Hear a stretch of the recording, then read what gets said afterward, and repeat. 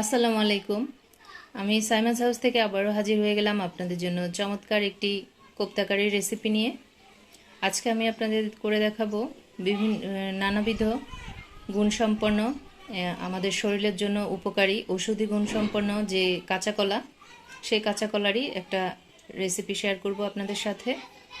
তো পুরো ভিডিওটা দেখার জন্য অনুরোধ রইল। আর আমার নিউ বন্ধুদের জন্য আমার এটাই রিকোয়েস্ট, যারাই আমাকে ভালোবেসে আমার চ্যানেলটা সাবস্ক্রাইব করবেন, অবশ্যই পুরো ভিডিওটা না টেনে দেখে তারপরেই সাবস্ক্রাইব করবেন। কারণ যদি ভিডিওটা না দেখে কিংবা অল্প দেখে সাবস্ক্রাইব করে থাকেন তাহলে ইউটিউব কিন্তু সেই সাবস্ক্রাইবটা কেটে নেয়। তাহলে বন্ধু করলে মন থেকেই করবেন, আর মন থেকে বন্ধু করলে অবশ্যই পুরো ভিডিওটা দেখার জন্য অনুরোধ রইল। তো এই চমৎকার কোপ্তা কারিটা আমি আপনাদেরকে একটু কাছ থেকে দেখাই। দেখুন কতটা ইয়ামি। আমার বিশ্বাস এই ধরনের একটা রেসিপি সেহরিতে থাকলে সারাদিনের রোজার ক্লান্তি দূর হয়ে যাবে। কতটা সফট দেখেছেন, কতটা লোভনীয় লাগছে। আশা করি এই ধরনের একটা রেসিপি হলে আর মাছ মাংসের প্রয়োজন পড়বে না। তো চলুন তাহলে তৈরি করে ফেলি চমৎকার কাঁচা কলার কোপ্তা কারি। কাঁচা কলার কোপ্তা কারি তৈরি করার জন্য আমি এখানে নিয়ে নিয়েছি একটা কলা। আজকে আমি এই কলাটা দিয়ে কোপ্তা কারি তৈরি করে দেখাবো। এখন এই কলাটাকে প্রথমে আমি কেটে নেব পিস পিস করে। এখানে আমি কলাটাকে এভাবে স্লাইস করে কেটে নিয়েছি। এখন এটাকে আমি ধুয়ে সিদ্ধ করে নেব। তাহলে চলে যাচ্ছি চুলায়। দেখুন ভিউয়ার্স, আমি চুলায় একটা হাঁড়িতে পানি গরম বসিয়ে দিয়েছি। এখন সেখানে দিয়ে দিয়েছি কেটে রাখা কাঁচা কলাগুলো। সাথে আমি একটা আলুকেও দুফালি করে কেটে দিয়েছি, এতে আমার বাইন্ডিংয়ে সুবিধা হবে। তো এখন সামান্য একটু লবণ দিয়ে দিচ্ছি আমি। এই লবণটা কাঁচা কলাটাকে তাড়াতাড়ি সেদ্ধ হতে সাহায্য করবে। এখন আমি সেদ্ধ করে নিচ্ছি কাঁচা কলাটা। তো ভিউয়ার্স দেখুন, আমি কলাগুলোকে সিদ্ধ করে নামিয়ে ঠান্ডা করে নিয়েছি। সাথে একটা আলুও সিদ্ধ করে নিয়েছি। কলার সাথে একসাথে সিদ্ধ করার কারণে আলুর কালারটা একটু নষ্ট হয়ে গেছে। তো ভিউয়ার্স এবার আমি খোসাগুলো ছাড়িয়ে নেব কলা থেকে। খোসাগুলো ছাড়িয়ে দেখাচ্ছি আপনাদের। তো ভিউয়ার্স দেখুন, আমি কলার খোসাগুলো ছাড়িয়ে নিয়েছি। এখন কলাগুলোকে এভাবে ভালো মতো পেস্ট করে নিতে হবে। তো ভিউয়ার্স দেখুন, আমি কলা এবং আলুগুলোকে ভালো মতো ম্যাশ করে নিয়েছি।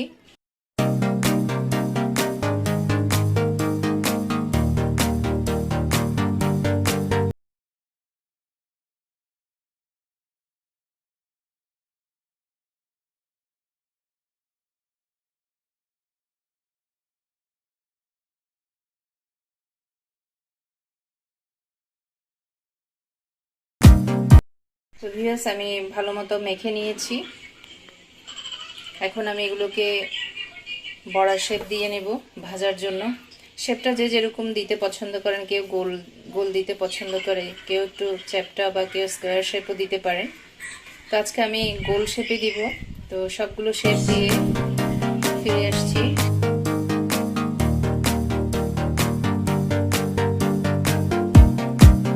তো ভিউয়ার্স আমি চুলে একটা প্যানে তেল গরম বসিয়ে দিয়েছি। এখন আমি কোপ্তা শেপগুলো দিয়ে দিচ্ছি। কলা আমাদের শরীরের জন্য অত্যন্ত উপকার, সেটা কাঁচা হোক কিংবা পাকা। তবে আজকে আমি জানাবো কাঁচা কলা খেলে কি কি উপকার পেতে পারি আমরা। কাঁচা কলা রয়েছে প্রচুর পরিমাণে vitamin A, C, antioxidant, protein, calcium. কলায় থাকা খুব উচ্চমাত্রার ফাইবার আমাদের শরীরের বিভিন্ন সমস্যার সমাধান করে থাকে। যেমন আমাদের রক্ত পরিষ্কার রাখতে সাহায্য করে, উচ্চ রক্তচাপ কমায়। কলা খেলে দীর্ঘক্ষণ ক্ষুধা লাগে না। তাই যারা ডায়েট করে থাকেন বা ওজন কমাতে চান তারা প্রতিদিনের খাদ্য তালিকায় কাঁচা কলাটা রাখতে পারেন। কারণ কলা ওজন হ্রাস করতে সাহায্য করে। এছাড়া পেটের নানাবিধ সমস্যার সমাধান দেয় এই কাঁচা কলা। কাঁচা কলাকে বিভিন্নভাবে আমরা খেয়ে থাকি, সেটা রান্না করে হোক, সিদ্ধ করে হোক, যেভাবেই খাই না কেন কাঁচা কলাটা আমাদের শরীরের জন্য অত্যন্ত উপকার। তো আজকে আমি কাঁচা কলার কোপ্তা কারিটা তৈরি করে দেখাবো আমার প্রিয় ভিউয়ার্সদের জন্য। অত্যন্ত সুস্বাদু একটা রেসিপি এটা। তাই এই রেসিপিটা দেখতে হলে আমার পুরো ভিডিওটা, রেসিপিটা শিখতে হলে আমার পুরো ভিডিওটা একটু দেখতে হবে। তবে যারা এই পর্যন্ত আমার ভিডিওটা দেখেছেন, যদি একটি লাইক দিতে ভুলে গিয়ে থাকেন তাহলে প্লিজ ছোট্ট একটা লাইক একটু দিয়ে দিবেন। কষ্ট করে লাইক দিয়ে ভিডিওটা দেখা শুরু করবেন, কারণ অনেকে ভিডিও দেখে চলে যান কিন্তু লাইক দিতে ভুলে যান, তাই আমি একটু মনে করিয়ে দিলাম।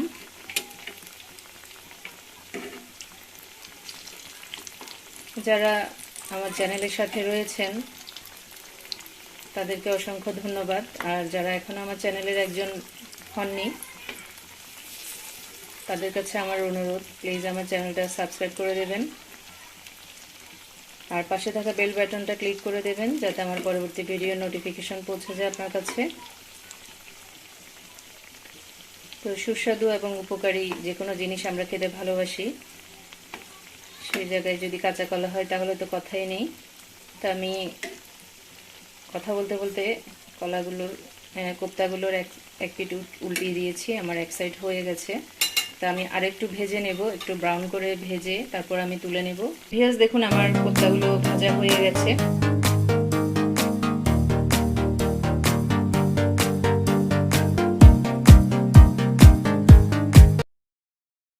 তো ভিউয়ার্স আমি কোপ্তাগুলো সব তুলে নিয়েছি ভেজে।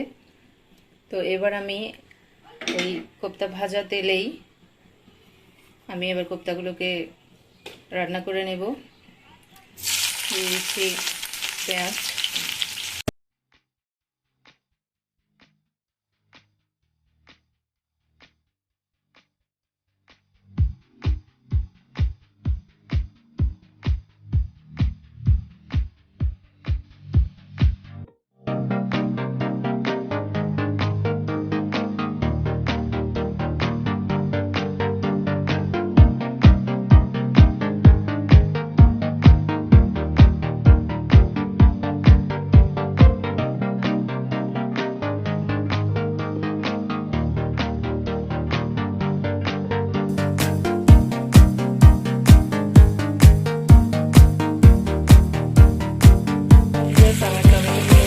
সফট হয়ে গেছে, পেঁয়াজগুলো সফট হয়ে গেছে।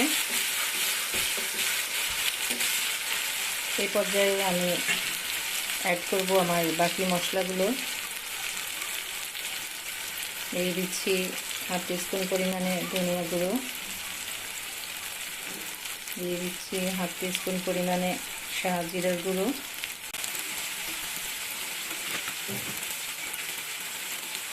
দিয়ে দিচ্ছি টক দই, দিলাম মিশিয়েছি।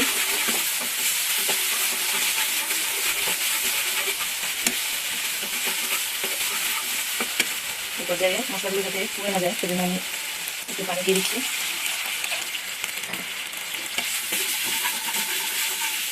এখন পানিগুলো পুরোপুরি একটু ফুটে উঠলেই আমি কোপ্তাগুলো দিয়ে দিব। আমার মশলাগুলো ফুটতে শুরু করেছে, এবার আমি ভেজে রাখা কোপ্তাগুলো দিয়ে দিচ্ছি।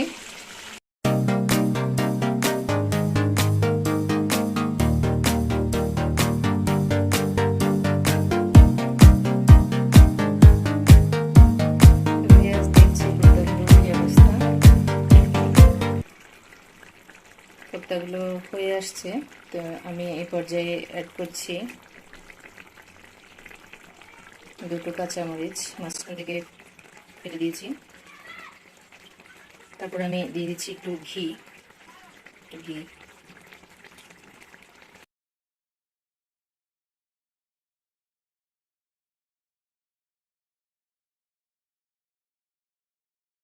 ভিউয়ার্স আমি 1 মিনিট আবার একটু রান্না করে নিলাম। তো এবার আমি সর্বশেষ উপকরণ ধনিয়া পাতা কুচি দিয়ে দিলাম একটু। আমার রান্না কমপ্লিট হয়ে গেছে। কেমন লাগলো আমার রান্নাটা, আমার রেসিপিটা কেমন লাগলো আমাকে জানাবেন। ভালো খাবেন, সুস্থ থাকবেন, এই আশা করে আজকের মতো এখানেই শেষ করছি। আল্লাহ হাফেজ।